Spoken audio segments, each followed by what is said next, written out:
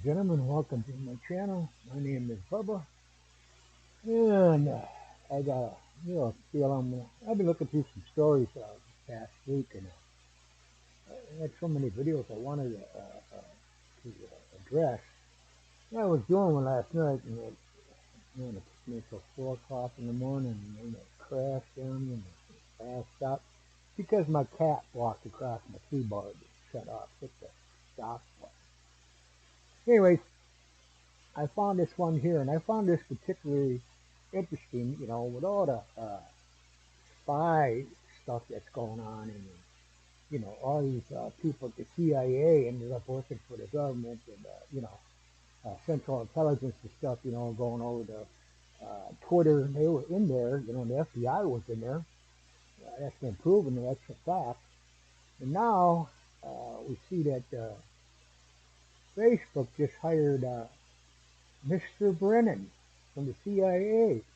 All these guys that swore up and down about this Trump collusion Russia thing, And, well, let's just check it out here. As the big tech company, tech censorship apparatus in social media continues to roll on at full steam ahead of the 2024 election. Imagine that.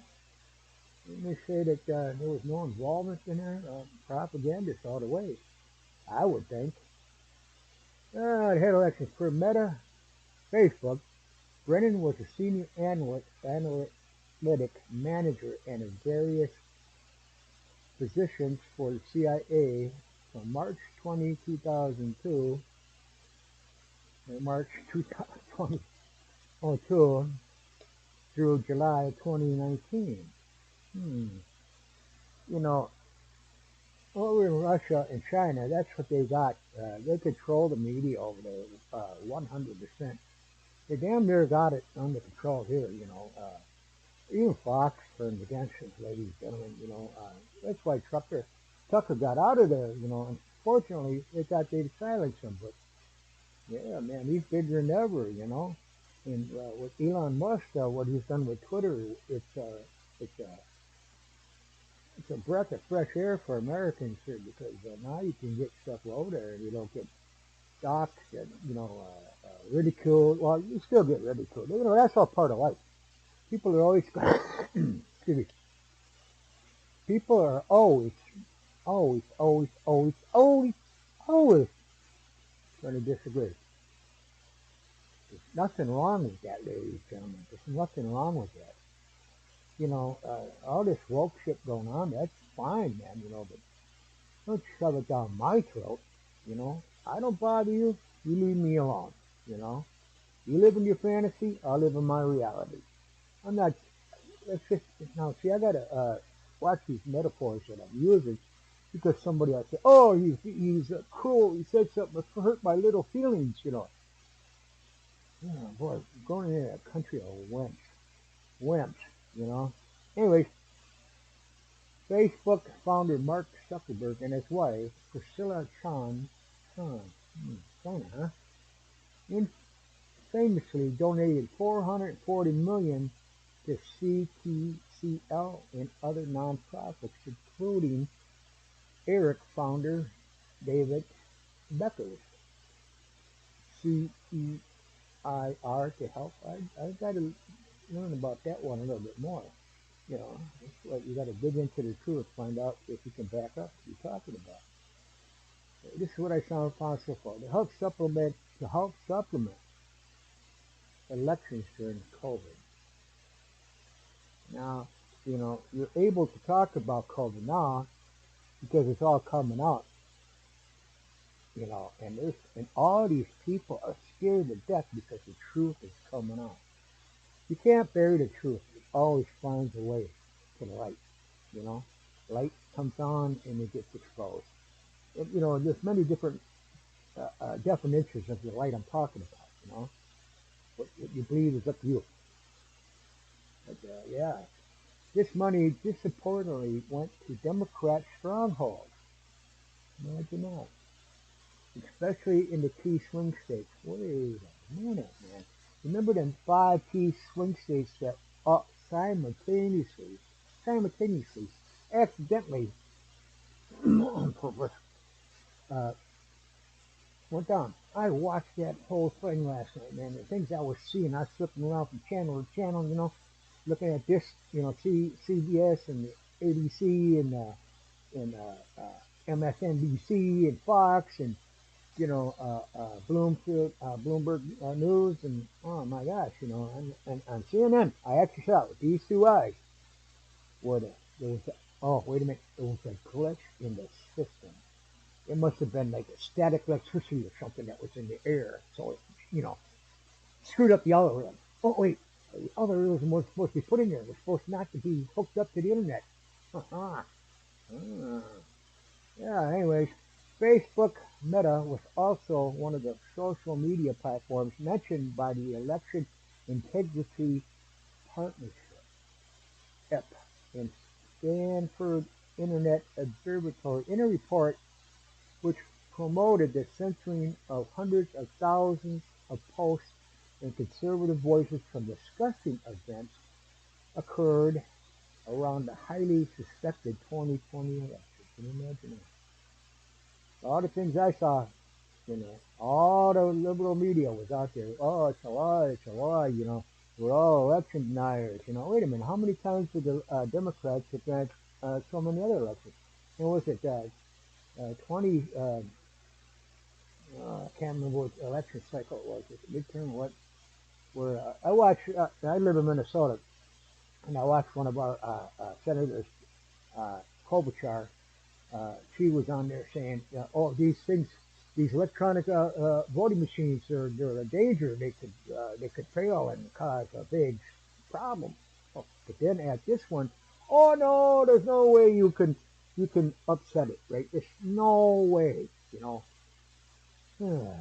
And like, I'm sorry, but most of Americans don't pay attention to this, And then we sit around and whine and bitch and cry because the economy's so bad, gas prices are up, wages are going down, and it was all on an uptick, when the Orange Man was in, and this Build Back Better with Biden is supposed to be awesome. Then why are so many people struggling today, ladies and gentlemen? And it's all out there, it's all out there. And they can't hide it from Americans. They do their best with their little flunkies over at, the liberal news, because they all work for them, they're back in a better word, prostitutes. Oh, wait a minute. Yeah, maybe I shouldn't have said that. Anyways, what else we got going on here? Yeah. Okay, here what do you got? The report published by Epps titled "The Long Fuse" laid out, among other things, how the government and election officials could use the whatever the hell that is. I've never heard of that one. I have to look that one up too. As a singular conduit for reporting misinformation to social media platforms in an attempt to subvert the First Amendment protections of U.S. citizens and against government censorship. Government censorship. And who does big tech work for? It works for. Yeah. Ironically, as mentioned in the article below, the Gateway Pundit, EISIC, a subsidiary of the Center for Internet Security, CIS, was also engaged in securing elections at the county level through the Department of Homeland Security. DHS offers free security services to county election jurisdictions, many of which accepted the offer. Isn't that something? The release of the Twitter files revealed a what's that word? Plethora. I've always had bad uh, pronunciation of words lately, so I'm just a dumb truck driver and hillbilly, I guess. Redneck, what do you want to? A free-blooded red American that never wanted to know none of this stuff. Just want to live my life and let live, right?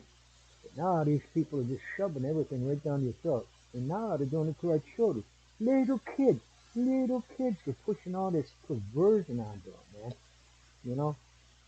But my hats go out to those from that LGBTWXYZ organization where they were totally against targeting children. Let the kid grow up. Let it, I mean, you can't make a decision to have, well, you used to have your parents' permission if you're underage to get an abortion. You don't have to do that anymore, you know. And, you know, uh, there used to be laws to protect their kids. They call this protection. Oh, they got to know how this is working. Well, you know what, man? You let the kid grow up and be a kid, you know.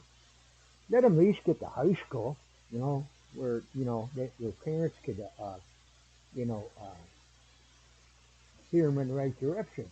And then, the government's got plenty of time to fuck up their minds after they, become 18, you know, and persuade them into the Democratic Party. Brennan served at the CIA between March 2002 and July 2019. During that time, he wrote for and edited the book The President's Daily Brief, an influential top secret document prepared by the U.S. intelligence community given to the President each morning. According to Brennan Lincoln, he enjoyed positions of considerable influence at the agency, including supervising teams of dozens of analysts with multi-million dollar budgets and leading briefings for members of Congress and National Security Council members. Last month, it appears Brennan was promoted to the head of election policy at Facebook on his LinkedIn profile. I'm going to have to check that out. I used to be on that. I'll have to hit that thing and kind of catch up with it. To improve my research so that, I know what I'm talking about when I speak out here in America. And you got to speak out. You got to quit hiding. You got to quit saying, just let it go. Let it go. I'll just be quiet. I'll be quiet. And sneak in all this crap because you remain silent. You know, I'm the curator of my own destiny. I don't need the government, and I don't need all these damn organizations, BLM and Antifa and the Lincoln Project and all these other things that tell me how to think and how to live my life. Okay, here we go. His role as follows. He leads a team responsible for elections-related content policies worldwide. America's been influencing voting all around the world. So why do we think that it wouldn't happen here? They own everything. They own the media. They work for all these woke companies like BlackRock, where they want to force their you know force you force you, man, to believe what they're telling you. You get it? Okay, OC's policy advises senior executives, coordinates with teams on implementation. Blah, blah, blah, blah. Okay, we're getting to this. I hope you have a good laugh at me because I'm laughing at myself. Uh, we are technical and human workflows and represents Meta, Facebook, with external stakeholders. It's all about this, ladies and gentlemen. It's all about that money, man. And all you are is a guinea pig, your data, your life history, your shopping habits, who you talk to on the phone. And by the way, a lot of you don't understand that. It wasn't really Mark Zucker that developed Facebook. It was the CIA. I found this out a bunch of years back. And I don't have to dig that stuff back up, but I noticed a lot of things that I discovered back years ago. It's been scrubbed from the internet, like Homeland Security stuff and a lot of C-SPAN, with all the politicians talking about all the policies that they're trying to implement. It blew you away what I saw there. And hopefully I can find that and get it back so I can, prove that I'm not bullshitting you. In the video below, Brennan joined Ina Gailista of the censorship apparatus.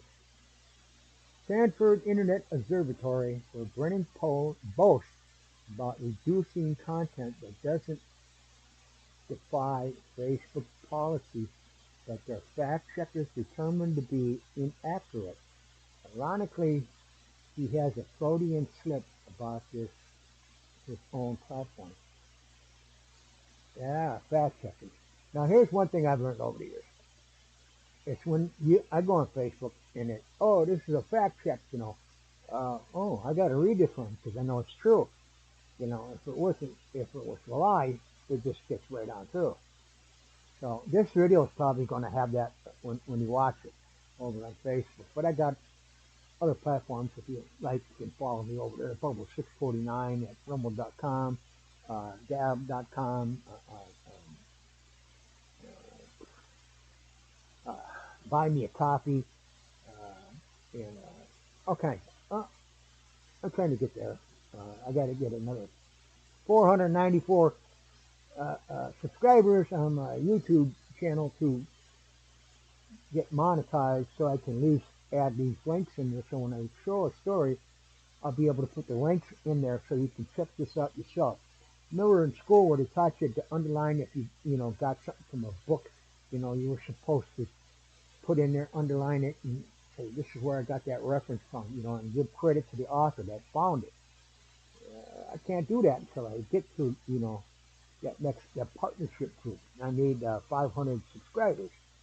So I'm going to try to get that up there through all these other platforms, where I get the views and stuff.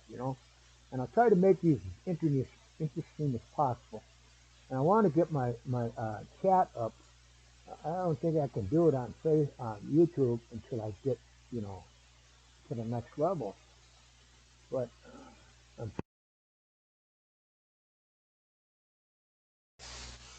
this thing's creeping up on me again. Ah, God dang it. Anyways, let's see what he says. Uh-oh. Oh, this is a copy I have. I'll have to do that. I'll go back in there tomorrow and look at that video, and I'll do a part 2 on this. But I hope you like what I'm trying to talk about. See, I'm trying to build a community of just fellow Americans, just as average Americans.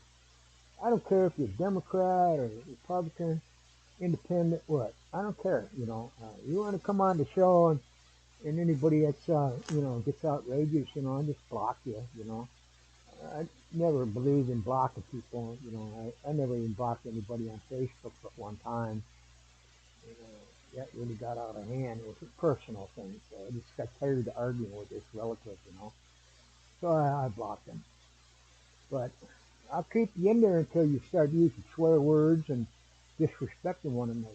You know, I don't care if you agree with some, disagree or whatever. If you want to come in, please, please have respect for those that have other opinions and other views, because we all have a right that think like this right here. We don't have to be forced into believing everything you want us to believe in. Your fantasy is not our reality, you know. And I guess our reality, our fantasy, our reality is not yours. Uh, you know what I'm trying to say? You want to? Oh God, I know this thing's acting up on me again. I gotta get a new computer. I got this one here. I paid $60 for it, and I got it online. It works pretty good for just doing all this other stuff. But I got one that's sitting over there in the furnace room.